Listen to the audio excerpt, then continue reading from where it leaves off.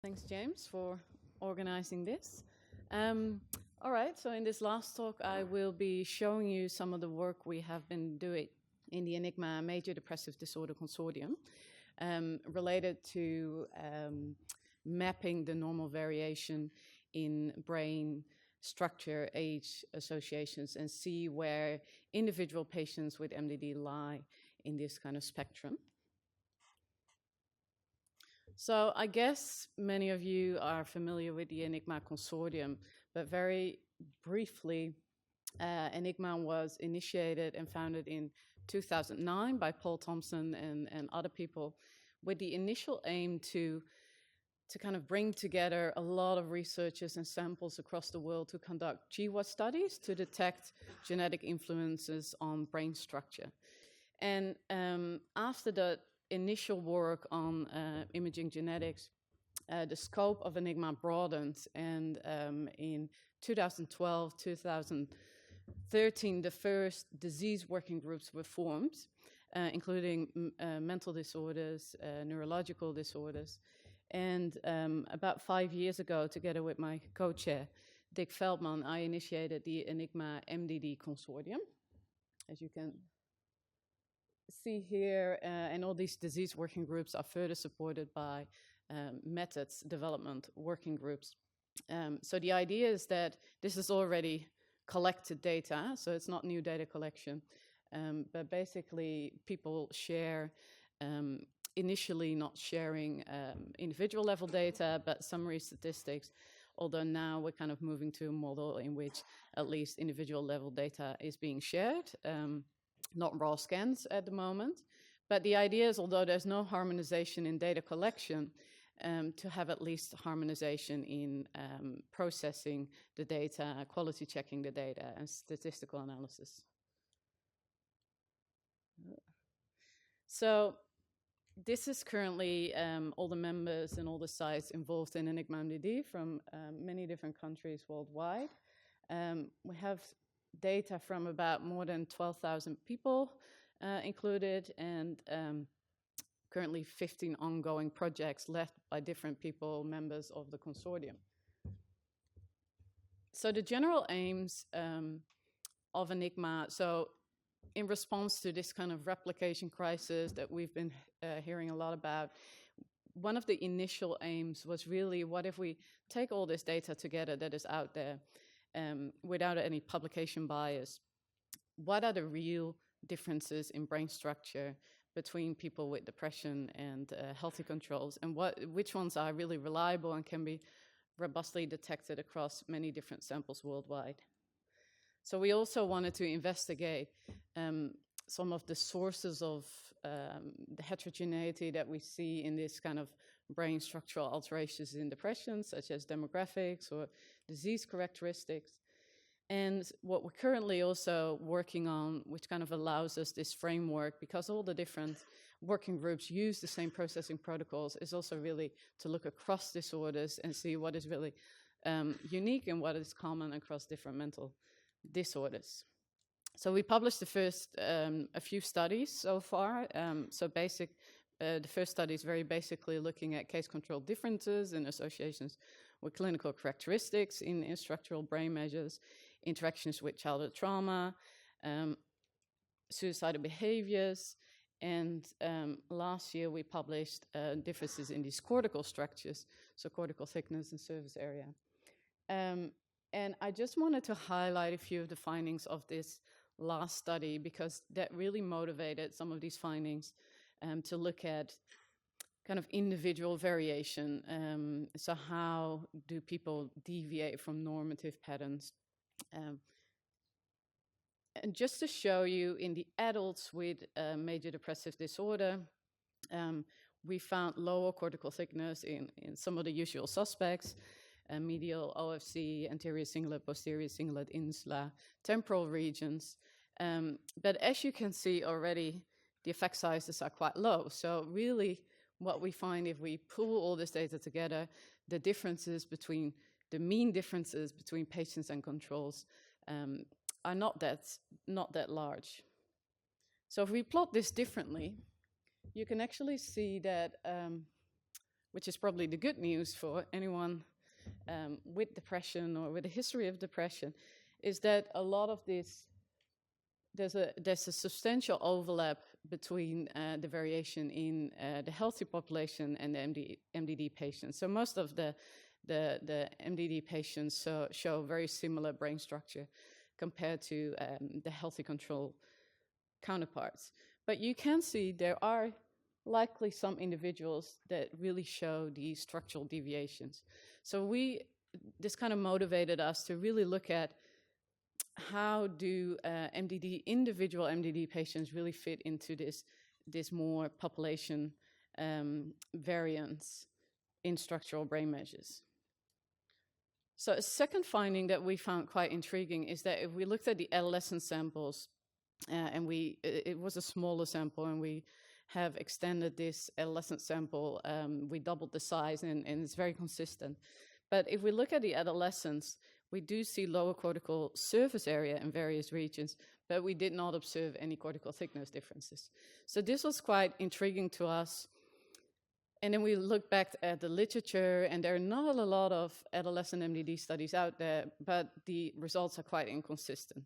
So might be due to small sample sizes, but some of the studies, some studies find lower cortical thickness, or individual studies in adolescents with MDD, but some of them actually show greater cortical thickness in MDD adolescents compared to healthy controls. As you can see, what they also say, counter to our hypothesis, we observe thicker right and left rostral midfrontal gyrus in MDD adolescents. So that made us think about that, of course, within this age range, normal brain development, the normal variation in brain development is very important.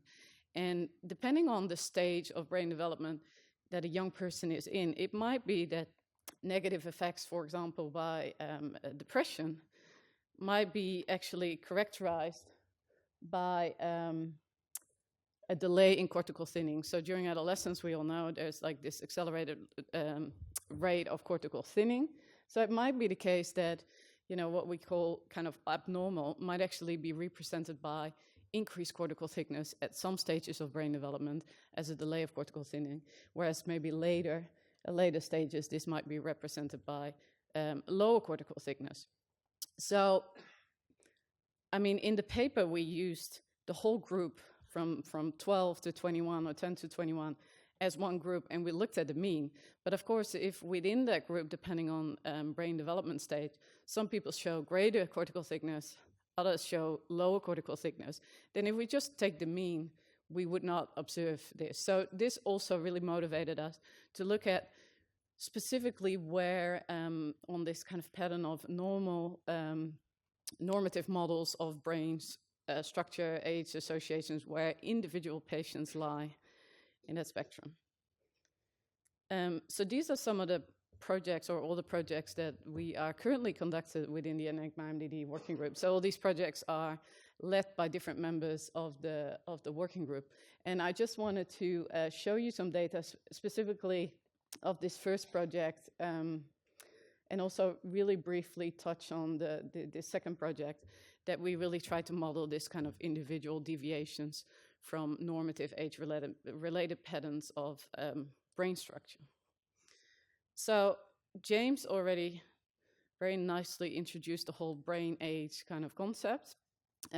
So we applied this using the data from the Enigma MDD consortium, and all this work has really been done by one of our PhD students, Laura Han.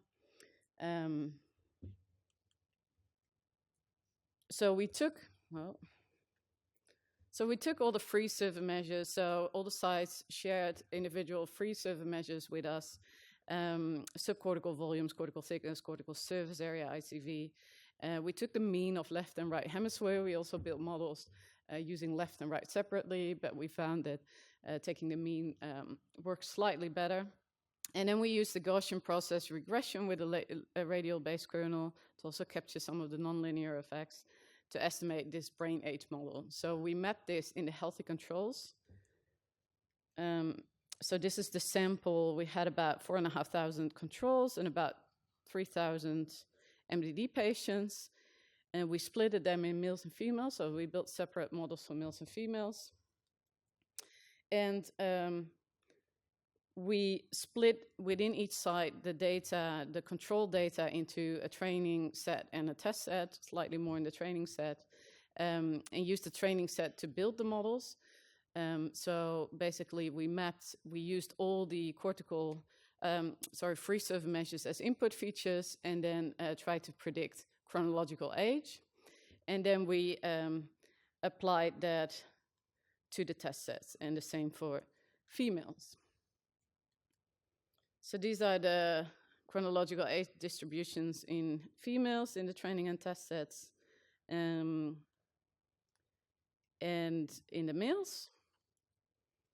And this is our model performance. So this is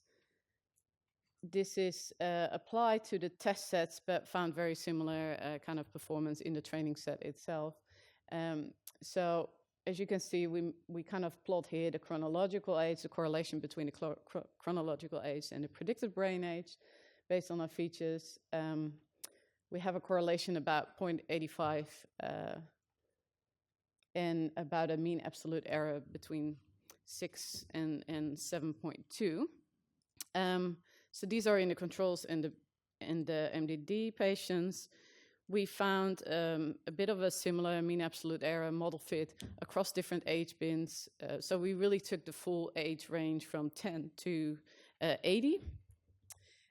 Although the mean absolute error is a bit higher in those older people because we have less observations there. These are in the males, a very similar story, correlation between 0.82 and 0.88. And again, the mean absolute error per age bin. So then we investigated whether our MDD patients are really different in terms of brain aging compared to the healthy controls. So again, we did look at mean differences here. And as you can already see, the difference is very, very small. It's significant, but on average, people with MDD are estimated to be, based on the kind of brain structure, estimated to be less than a year older than healthy controls. So again, plotted differently, you can see that there is just a lot of overlap. So again, consistent with our earlier findings, people with depression, don't show as a group really this brain aging or really deviations in structural brain measures. However, again, it's interesting to see whether the people with the higher brain age gaps, whether they are clinically different.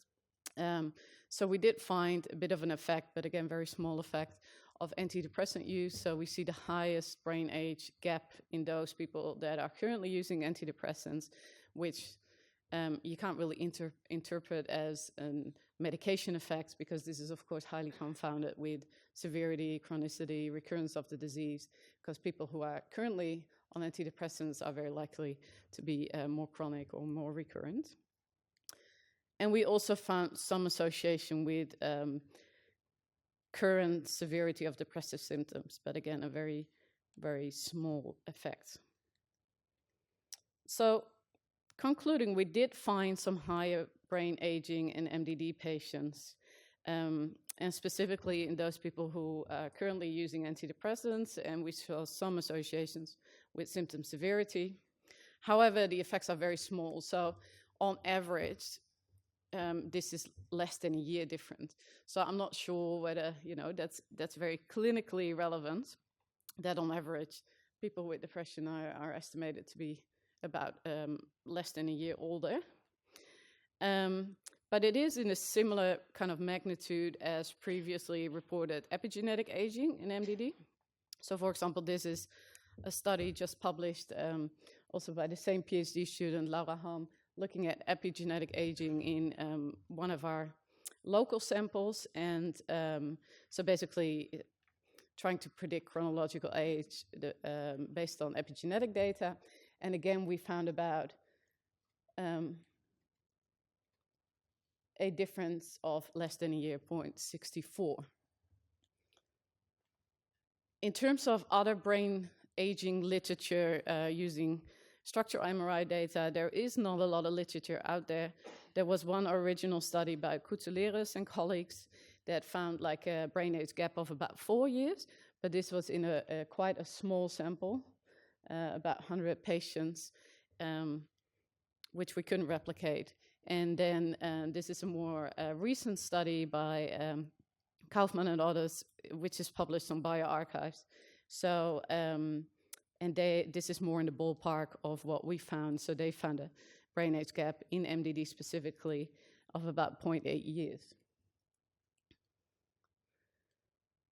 So of course, the important question is, if we want to map this in individual patients and really see where individual patients lie within this normal variation, is this really a clinically useful biomarker? Well, based on these findings, probably as a diagnostic biomarker or a biomarker for risk or onset of depression, probably not. There's just a lot of overlap with just a healthy population. However, it would be interesting to see whether those people who really have those high brain age gap values, accelerated aging, whether they predict future outcomes, health, aging-related diseases, some of the work that James has showed. So we don't have that very good phenotyping in Enigma MDD because everyone used different measures. But one of our ideas is that we will basically give all the sites back these brain age estimates. So a lot of the sites don't have a large enough sample to kind of estimate this brain age gap within their own sample. But if we kind of feed back to them the brain age gap measures, they can really look in their own samples with more in-depth phenotyping, whether it could predict course trajectories, treatment response, aging-related diseases. So for example, our local sample has about 9-year follow-up data. So we could really look at whether brain age gap predicts outcome a few years later. So some of the methodological considerations, we obviously have a large sample size, so that allowed us to build separate models for males and females. We included many different scan sites, so we hope that it would generalize to completely independent scan sites as well, which we found. We found a similar mean absolute error and correlation in slightly lower correlation in completely independent healthy control samples of the Enigma bipolar disorder working group, thanks to Lisa Eiler and colleagues. Of course, we have a very limited number of brain features. We didn't have like spatial maps, VBM kind of maps, which I think also contributes to the precision of which we can measure this. So I mean absolute error is a bit higher than previously reported, which I think is due partly because we don't have a lot of brain features in this model, also because we probably have this very broad age range. So that's obviously a limitation. We did try various different machine learning methods, which all kind of performed very similar on the training set, but we found that the one that we chose kind of generalized best to the test sets. And of course, a clear limitation is the cross-sectional design. Ideally, you would want to include longitudinal data to really look at this kind of concept of accelerated brain aging. So I think I ran out of time. I just wanted to very, very briefly mention, so this is some of the work of another PhD student of mine, in which we kind of turn it around, and instead of predicting age, we use age as the predictor to predict each brain structural measure separately, so kind of the normative association between age and these brain structures, and applying this model to MDD patients to see how much people deviate from this model. So considering their age, they might have higher volumes of the hippocampus than what would be expected based on the age, or lower. So if we look at some of these measures, we find quite high correlations, about 0.6, 0.5, between age and these individual brain values. Less so for cortical surface area, So we can map it quite well with cortical thickness, subcortical volumes, not so well with surface area. But then if we look at individual regions, we again find quite a good, so this is, for example, isthmus cingulate thickness. We find quite good correlation between predicted and actual value. But then if we look at this more closely and plot it, there is something really driving it here. This is driven by basically two clouds. And if we look at this a bit more in detail, this maps really well onto field strength. So it seems that for some of, especially those cortical measures, our model picks up field strength really well. So just want to highlight that combining all these different data sets across the world comes with lots of challenges, and we need to be really careful and actually look at this. So we need to deal with these issues before we can actually really map these kind of normative models. Yeah, so these are all the people involved in Enigma MDD. So I listed some of the sites here again. So of course, Johanna and Laura and people like André Markant, James, with whom we had very good discussions, and people from Enigma support groups such as Paul Thompson, Netta Johansson, Chris Ching, and of course, thanks to all the funding sources. And thank you for your attention.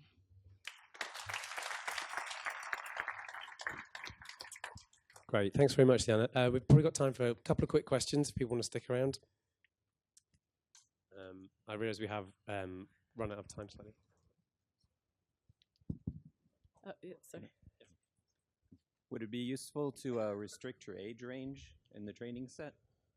Yeah, so, I mean, there's two ways of approaching this. So probably if we would restrict the age range or build separate models for perhaps adolescents, young people, older people, we will probably get better estimates of the model.